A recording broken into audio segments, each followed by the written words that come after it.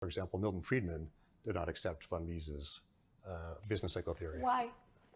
Well, Friedman very much bought into the mainstream framework, so he buys into the equilibrium framework, the mathematical analysis framework, and he did introduce some, or I should say, reintroduced important ideas like monetarism. So the idea that money supply causes inflation had kind of been lost through the Keynesian revolution. So he did bring those back into economics, which is valuable, but it was still all at the aggregate level. So he was basically taking the Keynesian framework and just putting a monetarist spin on it, which added some value, but he's still looking at aggregates. So from his point of view, if there's no inflation, then there's no problem.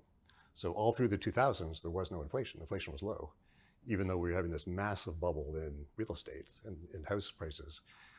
So mainstream people, even the free market mainstream people like the monetarists, would look and say, hey, everything's fine.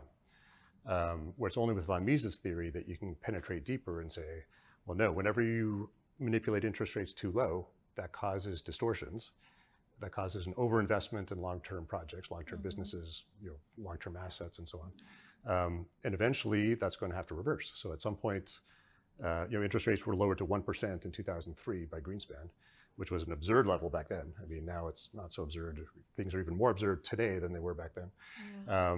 People started borrowing like crazy to buy houses. House prices started rising 10, 15% a year.